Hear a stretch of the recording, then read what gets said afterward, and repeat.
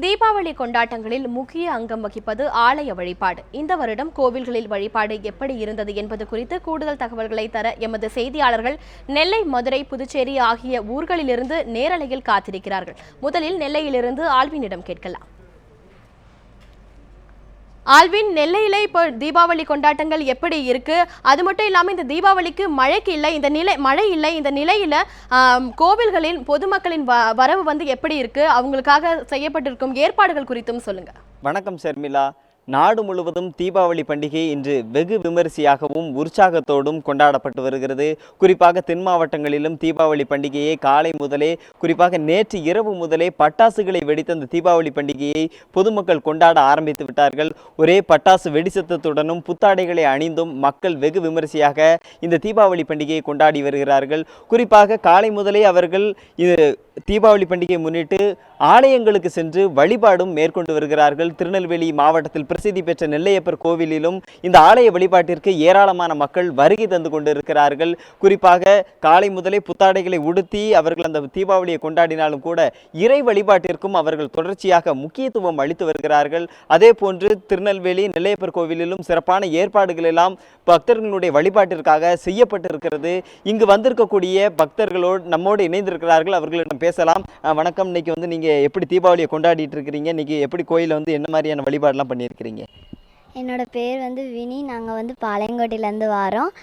நாங்கள் காலையிலே எழுந்திரிச்சு எண்ணெய் தேய்ச்சி குளித்து எங்கள் அம்மா அப்பா எனக்கு ஸ்வீட்ஸ் தந்தாங்க. அது கூட புது ட்ரெஸ்ஸும் எடுத்து தந்தாங்க. நாங்கள் நெல்லையப்பர் கோயிலுக்கு வந்திருக்கோம். எங்களுக்கு நல்ல தரிசனம் கிடச்சிது. எல்லோரும் சேஃப்டியாக தீபாவளியை கொண்டாடணும். ஹாப்பி தீபாவளி எல்லாருக்கும். நிச்சயமாக. அதே போன்று இளைஞர்களும் இளம்பெண்களும் பட்டாசுகளை வெடித்து கொண்டாடுவார்கள். அதே போன்று எப்படி பட்டாசுகள் வெடித்து அவர்கள் அந்த பட்டாசு வெடித்தோடு ஆலய வழிபாடும் அவர் எப்படி இருந்தது என்பதை கேட்கலாம். இன்றைக்கி உங்கள் வீட்டில் எப்படி பட்டாசு வாங்கி தந்திருக்கிறாங்க? இன்றைக்கி எப்படி தீபாவளியை கொண்டாடிட்டு இருக்கிறீங்க? நேற்று நைட்லேருந்தே நாங்கள் நல்லா தான் கொண்டாடிருந்தோம். ஃப்ரெண்ட்ஸ் கூட நேற்று நைட்லேருந்தே நாங்கள் பட்டாசு போட்டுட்டு இருந்தோம். அது நல்லா ஜாலியாக இருந்துச்சு. அப்புறம் இன்றைக்கி வீட்டில் போய் மறுபடியும் பட்டாசுலாம் போட்டு நல்லா கொண்டாடுவோம். ஹாப்பி தீபாவளி. நிச்சயமாக அவர்கள் கூறிய கருத்துக்களை கேட்டிருப்போம். தொடர்ச்சியாக இந்த பகுதி மக்கள் உற்சாகத்தோடு பட்டாசு வெடித்து தீபாவளியை கொண்டாடி வருகிறார்கள். மழையை பொறுத்தவரையில் தென் மாவட்டங்களில் மழை அளவு என்பது தற்போது இல்லாததனுடைய காரணமாக ஆலயங்களுக்கு வரக்கூடிய மக்களினுடைய எண்ணிக்கை என்பது தொடர்ச்சியாக அதிகரித்து வருகிறது.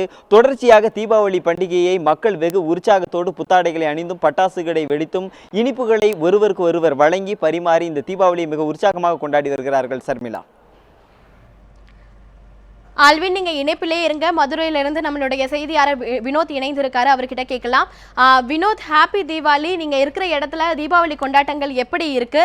அது மட்டும் இல்லாம இன்னைக்கு கோவில்களுக்கு வழிபாடுகள் நிறைய இருக்கும். அதுக்காக பொதுமக்களின் வருகை அதிகரிச்சிருக்கா? என்னென்ன ஏற்பாடுகள் செய்யப்பட்டிருக்காங்க? அதை குறித்து சுருக்கமாக சொல்லுங்க. மதுரை பொறுத்தவரை மீனாட்சி அம்மன் கோவிலில் இன்று காலை தீபாவளி சிறப்பு அபிஷேகம் மற்றும் ஆராதனை நடைபெற்றது. மீனாட்சி அம்மனுக்கு தங்க வைர கிரீடம் மற்றும் சொக்கநாதருக்கு தங்க வைரப்பட்டை ஆகியவை அணிவித்து இந்த அபிஷேகம் மற்றும் ஆராதனைகள் நடைபெற்றது. மேலும் மதுரையை பொறுத்தவரை தீபாவளி நேற்று இரவு முதலே களை கட்டியுள்ளது. இன்று அதிகாலை மதுரை மீனாட்சி அம்மன் கோவிலுக்கு அதிக அளவில் பக்தர்கள் வந்துள்ளனர். மேலும் இங்கே மதுரை பொறுத்தவரை இன்று காலை மதுரையில் உள்ள அனைத்து கோயில்களிலும் தீபாவளி சிறப்பு ஆராதனைகள் நடைபெற்றது. இந்த தீபாவளி கொண்டாட்டத்தை பற்றி மேலும் தெரிந்து கொள்ள மதுரையை சேர்ந்த ஹோட்டல் சாரதா ராஜன்ஸை சேர்ந்த திரு பிரசாத் அவர்கள் நம்மிடம் உள்ளார். அவர்களிடம் மேலும் இது பற்றி கேட்கலாம். சார் வணக்கம். அதாவது தீபாவளி வாழ்த்துக்கள். இந்த தீபாவளி உங்களுக்கு எப்படி இருக்குது? நீங்கள் இதை எப்படி கொண்டாடுவீங்க ஒரு குடும்பத்தோடு? அதிகாலை நாங்கள் எப்பயும் காலையில் எழுந்திரிச்சு பெரியவங்களுக்குலாம் ஆசீர்வாதம் வாங்கி பழைய ட்ரெஸ்ஸெல்லாம் எடுத்துகிட்டு புது ட்ரெஸ்ஸை தூக்கி காலையில் முதல் நாள் நைட்டே வச்சு பிள்ளைகளுக்கெல்லாம் பிரித்து வச்சுட்டு காலையில் எழுந்திரிச்சு எண்ணெயெல்லாம் தேய்ச்சிட்டு அவங்கள்ட்ட ஆசீர்வாதம் வாங்கிட்டு குளித்து முடிச்சுட்டு அவங்கவுங்களோட ட்ரெஸ்ஸை எடுத்து கொடுத்துட்டு அவங்களுக்கு தேவையான வெடிகள் எல்லாத்தையும் பிரித்து கொடுத்துட்டு அப்புறம் நாங்கள் மீனாட்சி அம்மன் வருஷம் பூரா வந்துடுவோம். வந்துட்டு அடுத்து மனைவி வீட்டு வழியாக அவங்க வீட்டில் போய் சாப்பிட்டு எல்லாருக்கும் எல்லா ஃபேமிலியும் அவங்கவுங்க வீட்டில் போய் ஆசீர்வாதம் வாங்கிட்டு திருப்பி நம்ம வீட்டுக்கு வரவங்கள்ட்டையும் அவங்கள்ட்ட எல்லாத்தையும் பேசி முடிச்சுட்டு நிறுவனத்துக்கு போய் மற்ற மக்கள்லையும் பார்த்துட்டு ஃப்ரெண்ட்ஸோடு நான் சாயந்தரம் பேசி முடிச்சுட்டு நைட்டு சினிமாவுக்கு போவோம். இதுதான் எங்களுடைய ரெகுலரான இது. இதில் முக்கியமான என்னென்னா இருளை எடுத்துகிட்டு வெளிச்சத்துக்கு வரணுன்றது தான் தீபாவளி வாழ்த்துக்கள் அப்படின்ட்டான். வேறு ஒன்று. அதாவது ஷர்மிளா, தீபாவளியை பொறுத்தவரை இங்கே மதுரையில் உள்ள மீனாட்சி அம்மன் கோயில் மற்றும் இங்கே மதுரை மாநகரை சுற்றியுள்ள கோயில்களில் அதிக அளவில் போலீஸ் பாதுகாப்பு போடப்பட்டுள்ளது. ஷர்மிளா. வினோத் நீங்க இணைப்பிலே இருங்க. புதுவையிலிருந்து நம்முடைய செய்தியாளர் விவேக் இணைப்பில் இருக்கிறாரு. அவர்கிட்ட தீபாவளி கொண்டாட்டங்கள் குறித்து கேட்கலாம். விவேக் சொல்லுங்க, தீபாவளி கொண்டாட்டங்கள் புதுவையில எப்படி இருக்கு? அங்க வரும் கோவில்களுக்கு வந்து பக்தர்களின் எண்ணிக்கை வந்து அதிகரிச்சிருக்கா? அவங்களுக்காக என்னென்ன ஏற்பாடுகள் செய்யப்பட்டிருக்கு விவேக்? வணக்கம் ஷமிலா. அதாவது தீபாவளி பண்டிகை அப்படி என்றாலும் சிறுவர் முதல் பெரியவர் வரை சந்தோஷமாக கொண்டாடும் ஒரு பண்டிகையாக உள்ளது. இந்த நாளில் சிறியவர் முதல் பெரியவர் புதிய துணிகள் உடுத்தி பட்டாசுகள் வெடித்து மிக சந்தோஷமாக கொண்டாடுவர். இது பிரெஞ்சு நகரம் என்பதால் அதற்கும் எந்த குறைவும் இல்லாமல் தீபாவளி பண்டிகை மிக சிறப்பாக கொண்டாடப்பட்டு வருகின்றது. தற்போது நாம் இருக்கும் இந்த இடம் புதுச்சேரியின் புகழ்பெற்ற கோயிலான மணக்குள விநாயகர் ஆலயம். இந்த ஆலயத்தில் தீபாவளி திருநாளை ஒட்டி சிறப்பு ஏற்பாடுகள் மக்களுக்காக அதிக அளவில் செய்யப்பட்டுள்ளன. இதற்காக காலை 5 மணிக்கு நடைகள் திறக்கப்பட்டு 5:30க்கு சிறப்பு அபிஷேகங்கள் செய்யப்பட்டன. அதனைத் தொடர்ந்து மூலவருக்கு வைர கவசம் அணிவிக்கப்பட்டது.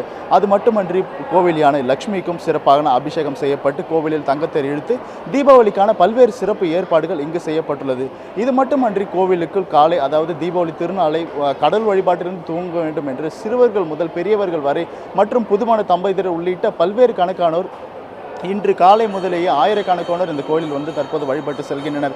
கடந்த ஆண்டு இந்த நிலையில் இல்லாமல் மழை அதிக அளவில் இருந்த காரணத்தில் தீபாவளி கொண்டாட்டம் சற்று கடினமாகவே இருந்தது என்று கூறலாம். ஏனெனில் இந்த வருடம் அது மட்டுமின்றி மழை இல்லாத காரணத்தினால் மக்கள் மிக சந்தோஷமாக இந்த தீபாவளி பண்டிகை கொண்டாடப்பட்டு வருகின்றனர். கிட்டத்தட்ட 1000க்கும் மேற்பட்டோர் காலை 4 மணியிலிருந்தே கோவில் வாசலில் நின்று கஜ பூஜை மற்றும் மக்கள் அதாவது விநாயகரை வழிபட்டு சென்று வருகின்றனர். ஷமிலா,